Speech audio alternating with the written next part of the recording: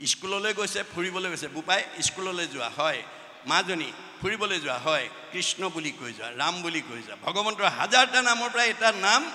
লৈ পেলাই যাবলৈ ক'ব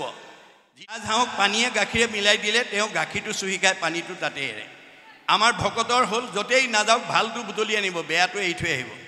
আমাৰ এতিয়া এই কথাটো নজনা বহুত মানুহে ভালটো এৰে বেয়াটো লৈ আহে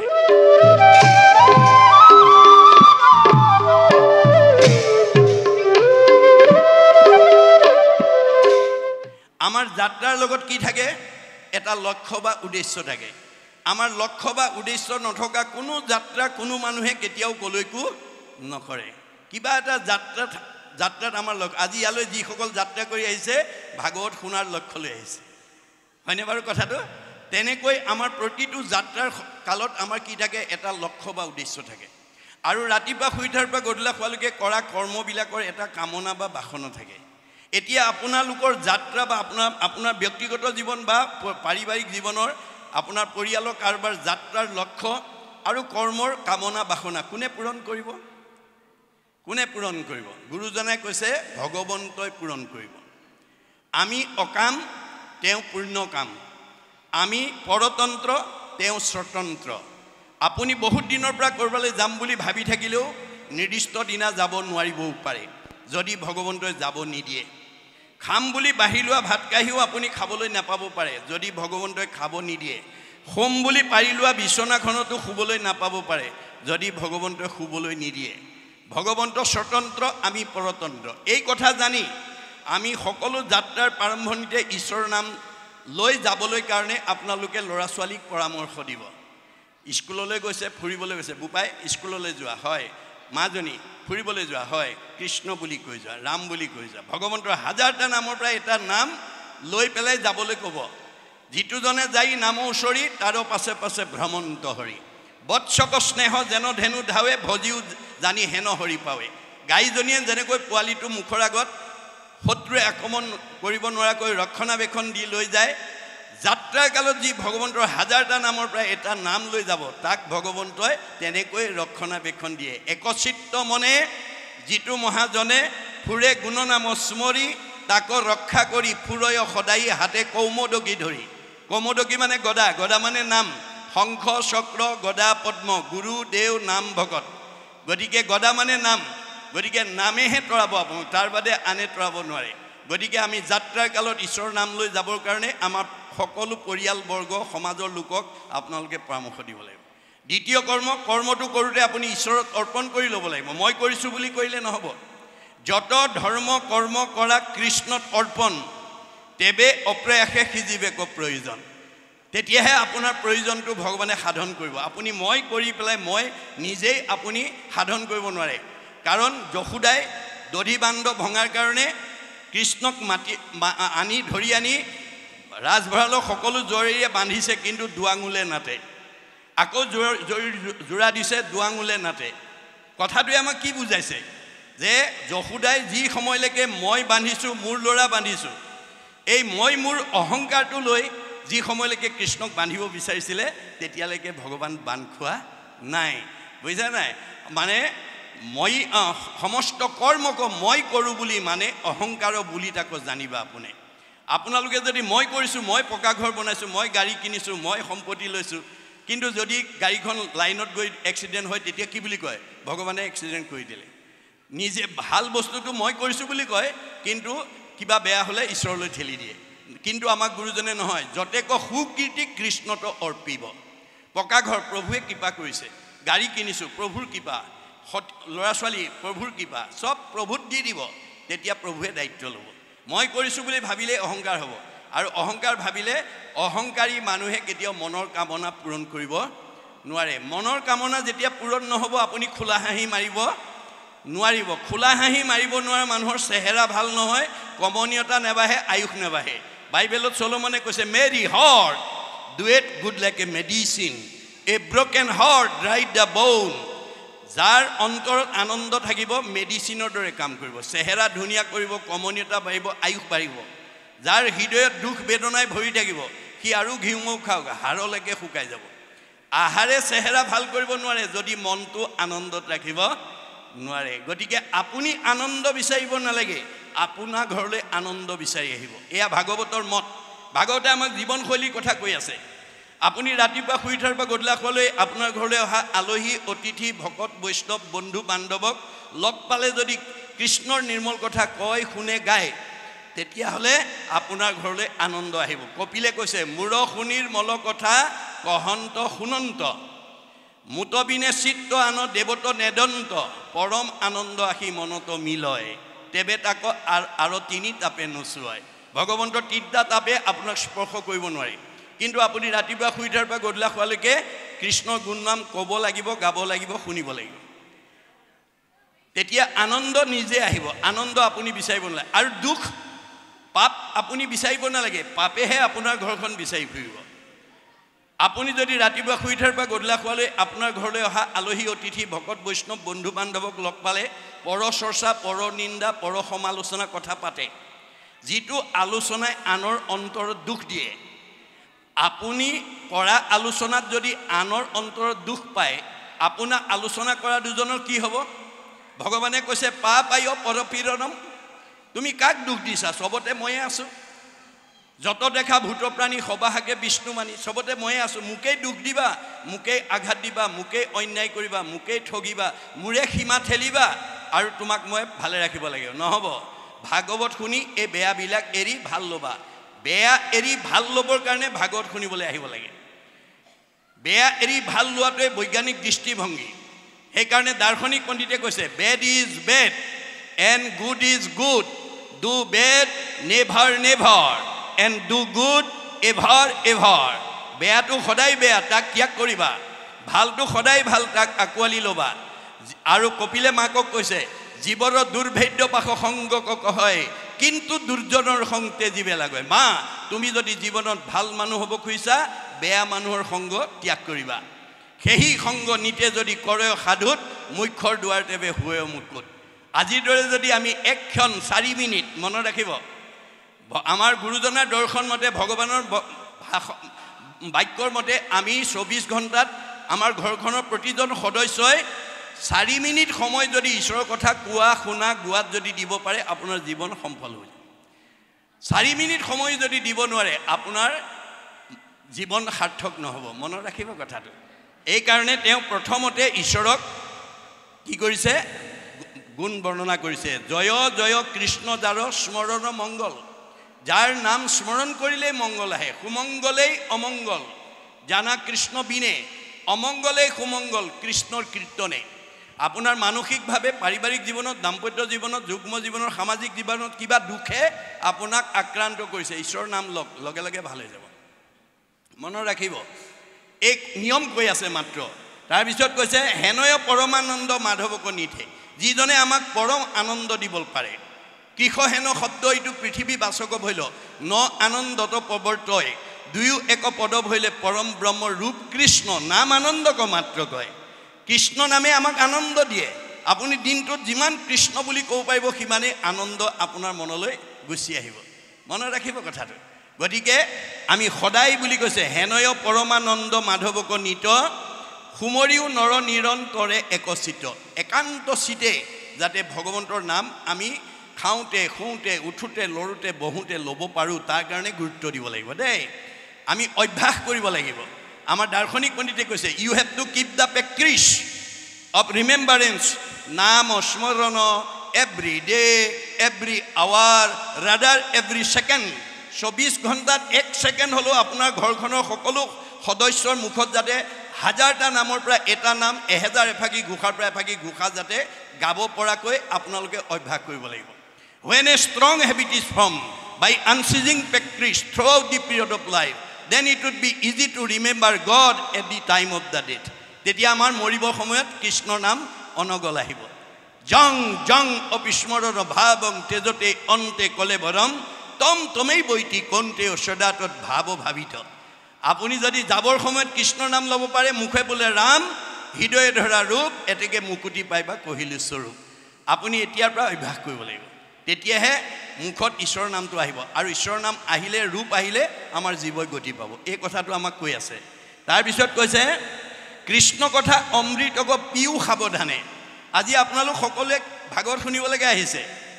100% 100% আজি আমাৰ পুণ্য হ'ব আপোনালোকে হেতুৰ বাদেই দিয়ক আজি এই অনুষ্ঠানলৈ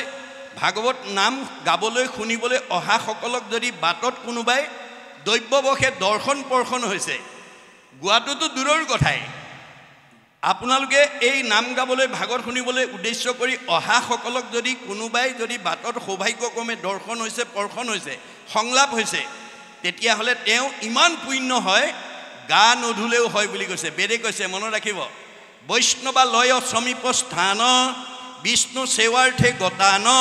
চাণ্ডালান পতিতান স্পৃষ্টুৱা ন স্নানম আচৰিত নামঘৰৰ কাষত বাস কৰা লোক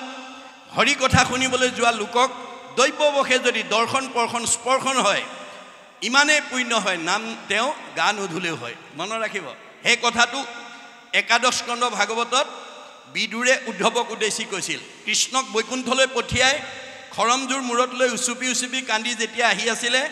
প্ৰায় 14 বছৰ কাল তীৰ্থ পৰ্যটন কৰি বিদুৰ ঘৰৰ অভিমুখে আহি আছিলে যমুনা নদী পাৰতে দুইজনৰ দেখা দেখি হ'ল দেখা দেখি হৈ বিদুৰে উদ্ধৱক কৈছে উদ্ধৱ তুমি মহাভাগ্যৱান তুমি কৃষ্ণক দৰ্শন কৰিলা পৰ্শন কৰিলা সংলাপ কৰিলা মই দুৰ্ভগীয়া কিন্তু ভগৱানে মোক এটা সুবিধা দিলে তুমি যিহেতু কৃষ্ণক দৰ্শন পৰ্শন সংলাপ কৰি আছা তোমাক চুলেও মই সমান পুণ্য ভাগী হ'ম কৃষ্ণ পদ পৰখীয়া আখি আছা বাপ তুকচুই হওঁ মই পৰম নিষ্পাপ ঐ বন্ধু উদ্ধৱ সাৱতি ধৰ মোক শুনি দশগুণে উধাই উদ্ধৱৰ সুখ উদ্ধৱে তেতিয়ালৈকে জনা নাছিল যে কৃষ্ণ কথা শুনাজনক দৰ্শন পৰ্শন হ'লে আনৰো পুণ্য আৰ্জন হয় এতিয়া আপোনালোকৰ ঘৰৰ এজন বা দুজনে আহিছে বাকীসকল ঘৰত আছে কিন্তু আমাৰ ভাগৱতে কৈছে যিবা পঢ়ে যিবা শুনে শুনাৱৈ আনক পাপচাৰি সিও যায় বিষ্ণুৰ স্থানত আপোনালোকে আজি শুনা কথা দুই এটা মনত ৰাখি গৈ ঘৰত যদি কয়গৈ ঘৰত থকা কিটাই যদি শুনে আপুনি ইয়ালৈ আহি যিমান পুণ্য পাব তেওঁলোকে ঘৰতে থাকি সিমানেই পুণ্য পাব এয়া বিজ্ঞানসন্মত ধৰ্ম মহাপুৰুষে দিছে দে মনত ৰাখিব বিজ্ঞানসন্মত ধৰ্ম এজন মানে খৰখজুতি হোৱা সংক্ৰামক ৰোগীক যদি আপুনি চুৱে তেওঁ শুৱা বিচনাত যদি শুৱে তেওঁ পিন্ধা কাপোৰ যদি পিন্ধে ভাল মানুহ গালৈ সংক্ৰামক ৰোগটো সংক্ৰমিত হয় এটো যদি বিজ্ঞানসন্মত সত্য কথা হয় কাৰণ তেওঁৰ পিন্ধা কাপোৰত তেওঁৰ বেমাৰৰ অনুৰেণু লাগি থাকে আৰু তাকে যদি কোনবাই চুৱে বা বহে বা তাৰ বিচনাত শুৱে তাৰ গালৈ গুচি যায় এটো যেনেকৈ বিজ্ঞানসন্মত বাস্তৱ সত্য সন্ত মহন্ত ভক্ত বৈষ্ণৱ যিখন ঘৰলৈ যাব য'ত বহিব য'ত শুব যি পিন্ধিব তেওঁক যদি দৰ্শন পৰ্শন হয় তেতিয়া আমাৰ পুণ্য আহি যাব মনত ৰাখিব কথাটো সেইকাৰণে আমাৰ গৃহত ভকতৰ পদধূলি পৰিব লাগে বুলি ভাগৱতত কৈছে কীৰ্তনত ঘোষাত লিখিছে চতুৰ্থ স্কন্ধ ভাগৱতত পৃথু প্ৰভুৱে কৈছে যাহাৰ গৃহত নহি উপগত একান্ত হৰি ভগত তাৰ গৃহচয় সৰ্পৰ আলয় মহন্তৰ ইটোমত আমাৰ ঘৰত যদি ভকতৰ পদধূলি নপৰে সেইখন ঘৰ সাপৰ গাত খং ৰাগ ঈৰ্ষা হিংসা কুৰ্চুত কোপত মনোমালিন্য ইত্যাদি ভাৱে ক্ৰিয়া কৰিব মনত ৰাখিব কথাটো সেইকাৰণে আজিৰ দৰে ভকতৰ পদধূলি আমাৰ ঘৰখনত পেলাব লাগে পাৰিলেতো সদায় নোৱাৰিলে সপ্তাহত নোৱাৰিলে মাহেকত নোৱাৰিলে মানে 3 মাহত নোৱাৰিলে 6 মাহত নোৱাৰিলে বছৰেকত এবাৰ হ'লেও গৃহস্থী ধৰ্ম সংঘ অনাসংঘ বামুণীয়া কীৰ্তনীয়া সত্ৰ সমাজ বুলি নহয় শংকৰদেৱে ভাগৱত ধৰ্ম কোনো জাতি জনগোষ্ঠীৰ কাৰণে কৰা নাই বিশ্বৰ জীৱশ্ৰেষ্ঠ মানুহ তৰণৰ কাৰণে ভাগৱতৰ নীতিবিলাক বান্ধি থৈ গৈছে আৰু ভাগৱতৰ দ্বাৰা তেওঁ জগতবাসী জীৱশ্ৰেষ্ঠ মানুহক আহ্বান জনাইছে কি বুলি উবা নৰলোক হৰি ভজিউক ধৰা ইটো উপদেশ এৰা আলজাল জীৱা কটকাল জৰা ভৈল পৰৱেশ তেওঁ অসমত আবিৰ্ভাৱ হৈ উবা অসমৰ মানুহ উবা ভাৰতৰ মানুহ উবা সংঘ অনাসংঘ বামুণীয়া কীৰ্তনীয়া সত্ৰ সমাজৰ বুলি আহ্বান জনোৱা নাই বিশ্বৰ মানৱক লৈ আহ্বান জনাইছে পৃথিৱীৰ য'তেই জন্মগ্ৰহণ কৰক ঈশ্বৰক ভজিবই লাগিব এই আহ্বানৰ ওপৰত সঁহাৰি জনাই মহাত্মা গান্ধীয়ে মন্তব্য দি গৈছে কি বুলি what Sankardev was alone able to do nowadays the whole army of the English knowing people cannot do বিশ্বত এতিয়ালৈকে যিমানবিলাক গুৰু আবিৰ্ভাৱ হ'ল শংকৰদেৱে জগতবাসীৰ কাৰণে যিমানখিনি অৱদান দি থৈ গ'ল আন কোনো গুৰুৱে দিব পৰা নাই আৰু সেইজন অসমৰ বুকুত জন্মগ্ৰহণ কৰাৰ কাৰণে অসমবাসীক ভূয়সী প্ৰশংসা কৰি থৈ গৈছে কি বুলি Assam is indeed fortunate for Sankardev has 5 centuries back given to Assamese people an ideal which is also my ideal of Ram Rajya. মই অসমত যিখন ৰাম ৰাজ্য প্ৰতিষ্ঠা কৰা মানস কৰি আইছিলো শংকৰদেৱে 500 বছৰ পূৰ্বতে হে ৰাম ৰাজ্য প্ৰতিষ্ঠা কৰি থৈ গৈছে গতিকে অসমবাসী পৰম ভাগ্যৱান কিন্তু গুৰুজনাৰ দৰ্শন আজিৰ দৰে চৰ্চা নকৰাৰ কাৰণে আপোনালোকৰ চিঠিখনত পঢ়ি মোৰ ভাল লাগিছে যে আমাৰ এই অঞ্চলৰ সকলো মানুহৰ ঐক্য সম্প্ৰীতি মানে সমন্বয় প্ৰতিষ্ঠা আৰু জগতৰ মংগলৰ কাৰণে এই দুটা দিনৰ কাৰ্যসূচী সম্পন্ন কৰিছে এই ভাগৱতে অকল আপোনালোকৰ গাঁওখনেই নহয় জগতৰ প্ৰদূষণ বায়ু সংশোধন কৰিব মাইক্ৰোফোনৰ দ্বাৰা এই ভাগৱতৰ প্ৰতিধ্বনি যিমান দূৰলৈকে যাব একজনে যদি নাম ওচৰৈ আজি নামৰ ধ্বনি যিমান দূৰলৈকে গৈছে একজনে যদি নাম ওচৰৈ শুনে মানে পাপ সবাৰো হৰৈ মানুহটো দূৰৰ কথা মূৰ ভক্ত জৈত্য থাকে উদাৰ চৰিত্ৰ কীট পতংগকো কৰে পবিত্ৰ আপোনালোকৰ এই 2 নম্বৰ চাউল কৰা গাঁওটো পবিত্ৰ হ'লেই ইয়াৰ প্ৰতিধ্বনি যিমান দূৰলৈকে যাব প্ৰকৃতি জগতৰ সকলো জীৱ উদ্ধাৰ হ'ব আৰু প্ৰদূষণ বায়ু সংশোধন হ'ব যদিকে আপোনালোকৰ কৰ্ম আচনিয়ে যদি জগতৰ উপকাৰ কৰে আপোনালোকৰ গাঁওবাসীৰ কি হ'ব পৰো উপকাৰায় পুণ্য মনত ৰাখিব কথাটো 2 নম্বৰ চাউল কৰা গাঁৱৰ পুণ্য আহি গ'ল আৰু এই কৰ্মসূচীৰ দ্বাৰা সেই কাৰণে এই কথা আমাক কৈছে আৰু কৈছে কি বুলি কৃষ্ণ কথা অমৃতক পিউ সাৱধানে আপোনালোকে মনোযোগেৰে শুনিব দেই অৰ্জুনক কোৱাৰ চলে আমাক কৈছে হে সখা তুমি জীৱনৰ যিটো দিনত যিটো মুহূৰ্তত মোৰ ভকতৰ সংগত বহি মোৰ অমৃতময় কথা শ্ৰদ্ধাৰে শুনিবা সেইদিনা তুমি দুগুণ পাপৰ পৰা নিজক মুক্ত কৰিব পাৰিবা আৰু যদি অশ্ৰদ্ধাৰে শুনা এগুণ পাপৰ পৰা মুক্ত হ'ব পাৰিবা অপৰম মংগল নাম যিপুন শ্ৰদ্ধায়ে শুনৈ হৰৈ পাপ তাহাৰ দুগুণ অনিচ্ছাত এক গুণ শ্ৰদ্ধাত দুগুণ নাম এহি মতে বুজিবা অৰ্জুন আজি ইয়ালৈ অহা সকলোৱে যদি একান্ত মনে শুনে দুগুণ পাপৰ পৰা নাহো কিন্তু ভগৱানে আকৌ অৰ্জুনক ৰহস্যতা কথা কৈছে কি বুলি যে 2 নম্বৰ চাউল কৰা গাঁৱৰ এই ভাগৱত বাইখালৈ আমন্ত্ৰণ কৰি অনা সকলোৱে যদি একান্ত মনে শুনি দিয়ে সবকে যদি মই সমান পুণ্য দি পেলাই বৈকুণ্ঠলৈ পঠিয়াই দিবলগীয়া হয় 2 নম্বৰ চাউল কৰা গাঁৱত মোৰ মায়াৰ বজাৰখনেই বন্ধ হৈ যাব কাৰণ মই জীৱবিলাকক লৈহে খেলা কৰি আছো গতিকে ভাগৱত শুনিবলৈ অহা কাৰবাক মই মোৰ মায়া নামৰ শক্তি এটা পঠাই পেলাই ভাগৱত শুনাৰ পৰা গ্ৰাম্য কথা পঠাই দিম চাহ তামোল খোৱা কথা ভবাই দিম ঘৰত এই থৈ অহা কথাকেইটা ভবাই দিম ল'ৰা ছোৱালী কথা ভবাই দিম ৰীতে হথং ইয়ত প্ৰতিয়েত ন প্ৰতিয়েত স্বাত্মানি তৎ অবিদ্যাত্মানু যথা যভাসু যথা তমঃ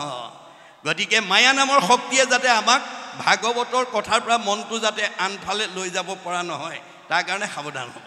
মনটো অতৰাই নিলে নম্বৰ কমাই দিব আপোনাৰ মনটো সেইকাৰণে কৈছে কৃষ্ণ কথা অমৃতক পিউ সাৱধানতা অৱলম্বন কৰিব তেতিয়া লাভ হ'ব যদি অন্য মনস্ক হৈ শুনে আপুনি লাভৱান নহ'ব আপুনি বাস্তৱত যদি চাই স্কুল একেখনেই 10ম মানৰ ছাত্ৰ ছাত্ৰী পঢ়ুৱা মাষ্টৰ একেখনেই প্ৰশ্ন কাকত একেখনেই কিন্তু ফলাফল বেলেগ বেলেগ একেখন স্কুলৰ 10ম মানৰ ছাত্ৰ ছাত্ৰীয়ে মেট্ৰিক পৰীক্ষা দি একেখন প্ৰশ্ন উত্তৰ লিখি কোনোবাই ষ্টেণ্ড কৰে কোনোবাই ডিষ্টিংশ্যন পায় কোনোবাই ষ্টাৰ পায় কোনোবাই লেটাৰ পায় কোনোবাই ফাৰ্ষ্ট ডিভিজন কোনোবাই ছেকেণ্ড ডিভিজন কোনোবাই থাৰ্ড ডিভিজন কোনোবাই ফেইল কৰে ৰহস্য ক'ত দাৰ্শনিক পণ্ডিতে কৈছে মোৰ ইউ ৰিড মোৰ ইউ লাৰ্ণ যি ছাত্ৰই বেছি পঢ়িব সি বেছি জ্ঞান আয়ত্ব কৰিব মধ্যম পঢ়াজনে মধ্যম পাব কম পঢ়াজনে কম পাব গতিকে ছাত্ৰানাং অধ্যয়নং তপ গতিকে আমাৰ ছাত্ৰৰ জীৱনৰ মূল লক্ষ্য হৈছে অধ্যয়ন তাৰ পৰা যাতে আমাৰ মনটো আঁতৰি যাব লগা নহয় তাৰ প্ৰতি আমি গুৰুত্ব দিব লাগিব কৰিও যতনে যাৱে প্ৰাণ থাকে জীয়াই থকালৈকে আপোনালোকে আজিৰ দৰে ঈশ্বৰৰ কথা শুনিবলৈ গুৰুত্ব দিব লাগিব ঘূৰ কলি যুগে মলমতি মনুষ্যৰ নাহি আন ধৰ্ম হৰি কীৰ্তনত পৰ এতিয়া আমাৰ কি কৈছে কলি যুগৰ মানুহবিলাক মলমতি মলযুক্ত হৈ থাকে নাহি আন ধৰ্ম হৰি কীৰ্তনত পৰে ভগৱন্তৰ কথা নুশুনিলে আৰু আমাৰ সেই মলৰ পৰা আমি মুক্ত হ'ব নোৱাৰিম কি মল শৰীৰত আছে কলিকৃত যত দুখ আমাৰ শৰীৰত কলি দুখ আছে মায়াৰ দুখ আছে গতিকে আমাৰ কলিমল আৰু মায়ামলে আমাৰ মনৰ দুটা ফালে আচ্ছাদন কৰি ৰাখে শাস্ত্ৰৰ মতে গতিকে কপিলে কৈছে মা তোমাৰ মনৰ এপিঠিত মায়ামল এপিঠিত কলিমল লগাই থৈছে গতিকে তুমি এই দুইটা মলৰ পৰা যেতিয়ালৈকে মনটো মুক্ত নকৰিবা আকাশত ডাৱৰ থাকিলে যেনেকৈ সূৰ্যটো দেখা নাপায় তোমাৰ মনত যদি কলিমল আৰু মায়ামলে আসন্ন কৰি ৰাখে তেতিয়াহ'লে তুমি মোক দেখা নাপাবা এতিয়া কলিমল ক'ৰ পৰা আহে কেনেকৈ আহে আমাৰ শাস্ত্ৰত কৈছে ব্ৰহ্মাৰ তনুৰ পৰা কলি উপজিলা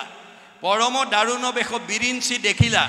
কোন কৰ্ম কৰো প্ৰভু কৰিও আদেশ দিও ৰাজ পদতজু পাওঁ উপদেশ বলে ব্ৰহ্মাৰ দেহৰ পৰা কলি উৎপত্তি হৈ বাপেকক দাবী কৰিছে দেউতা জন্ম দিলেই নহব ভোগৰ সামগ্ৰী গুটাই দিয়া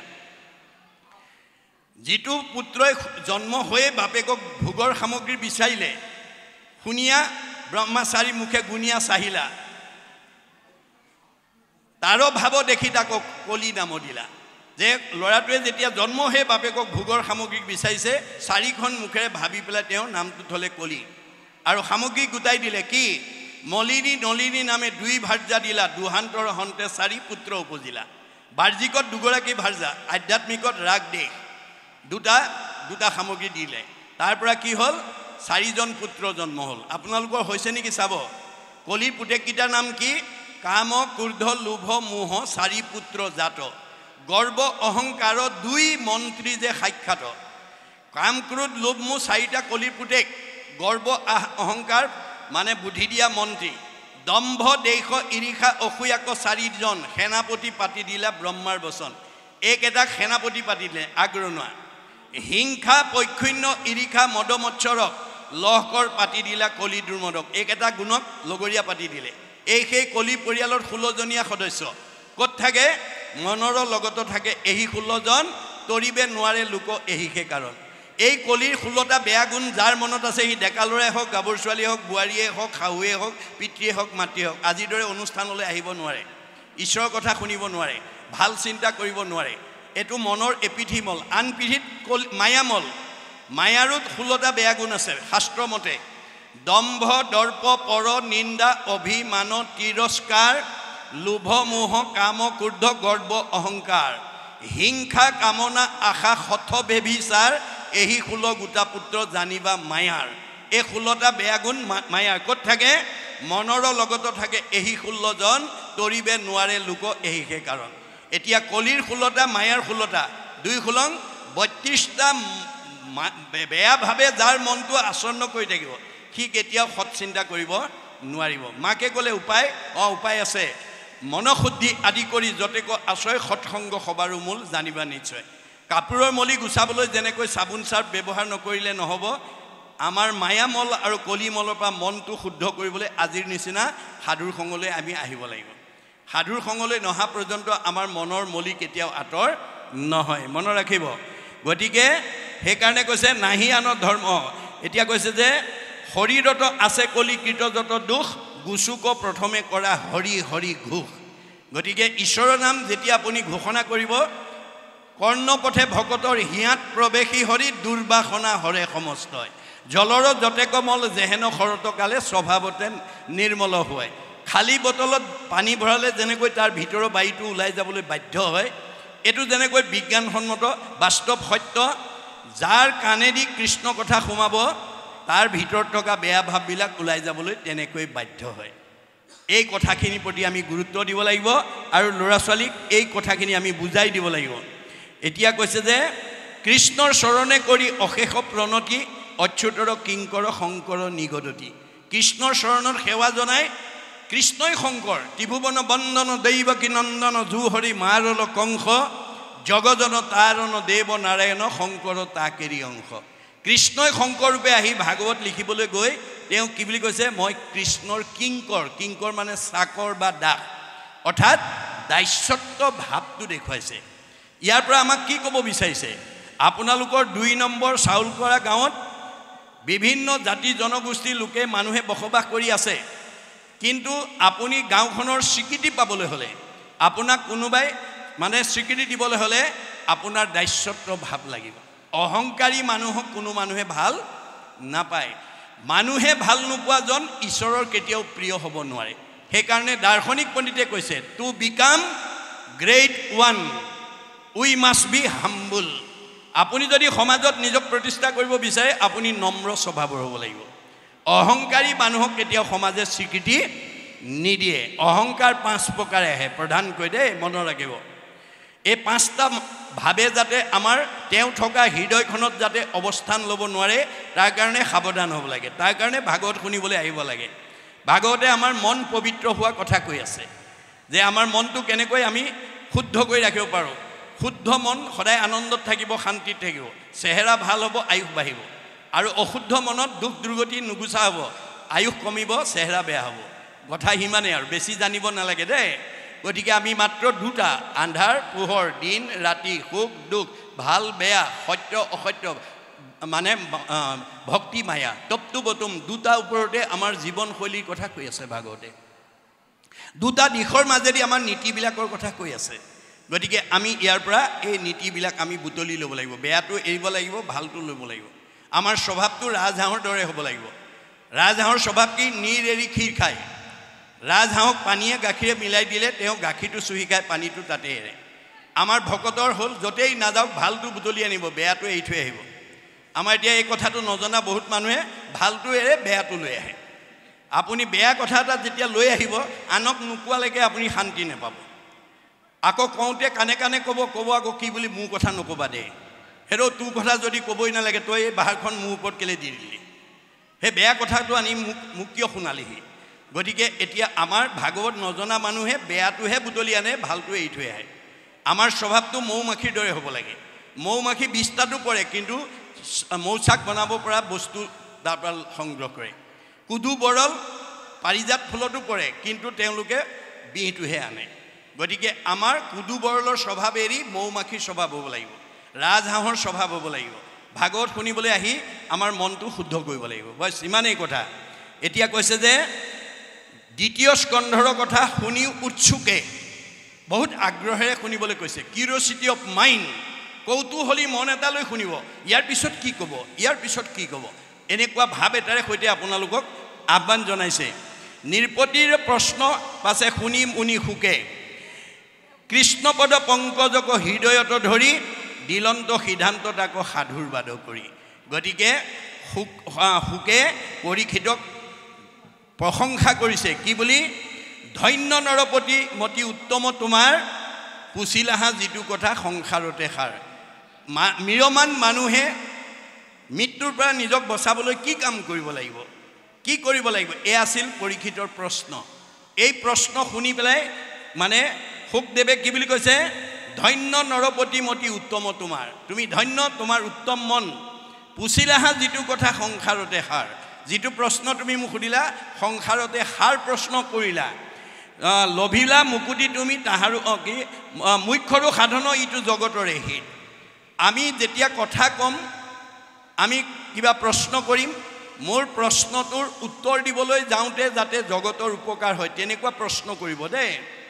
আপুনি কৰা প্ৰশ্নটোৱে যদি কাৰোবাৰ অন্তৰত আঘাত হনা প্ৰশ্ন কৰে আপোনাৰ প্ৰশ্ন কৰাজনৰ পাপ হ'ব পাপ আয় পৰপৰিণম